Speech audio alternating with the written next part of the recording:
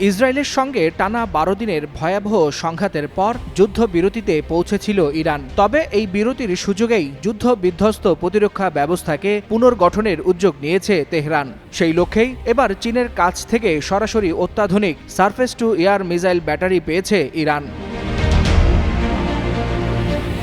নাম প্রকাশে অনিচ্ছুক এক আরব গোয়েন্দা কর্মকর্তার বরাতে এই খবর প্রকাশ করেছে যুক্তরাজ্য ভিত্তিক সংবাদ মাধ্যম মিডল ইস্ট আই।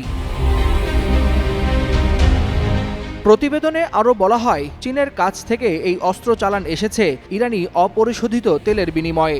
ইরান বর্তমানে চীনের সবচেয়ে বড় তেল সরবরাহকারী দেশ এবং মার্কিন নিষেধাজ্ঞা সত্ত্বেও বেইজিং ইরানের কাছ থেকে রেকর্ড পরিমাণে অপরিশোধিত তেল কিনে যাচ্ছে।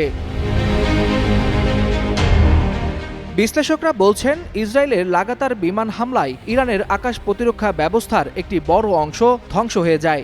বিশেষ করে ক্ষেপণাস্ত্র লঞ্চার ও রাডার সিস্টেম ব্যাপক ক্ষতিগ্রস্ত হয়। ফলে তেহরান এখন দ্রুততার সঙ্গে তার প্রতিরক্ষা কাঠামো পুনর্গঠন করছে। চীনের এই অস্ত্র চালান সেই প্রচেষ্টারই অংশ। এর আগেও ৮০-র দশকের শেষ দিকে ইরান চীনের তৈরি সিল্কওয়ার্ম ক্রুজ মিসাইল পেয়েছিল, যা পরে কুয়েত ও মার্কিন পতাকাবাহী তেলের ট্যাঙ্কারে হামলায় ব্যবহৃত হয়। সময়ের সঙ্গে সঙ্গে ইরানের হাতে আসে HQ-9, HQ-16, রাশিয়ার S-300 এবং নিজস্ব প্রযুক্তিতে তৈরি খোরদাত ও বাভার 373 সিরিজের প্রতিরক্ষা ব্যবস্থা, যা ড্রোন, যুদ্ধবিমান এবং কিছু ব্যালিস্টিক মিসাইল প্রতিরোধে সক্ষম হলেও ইসরায়েলের F-35 স্টেলথ ফাইটার জেটের বিরুদ্ধে এদের সক্ষমতা সীমিত বলে মনে করেন পর্যবেক্ষকরা। তবে কৌশলগত দিক থেকে চীনের এই অস্ত্র চালান শুধু সামরিক সহায়তা নয়, বরং ইঙ্গিত দিচ্ছে তেহরান ও বেইজিংয়ের মধ্যকার সম্পর্ক আরও ঘনিষ্ঠ হচ্ছে।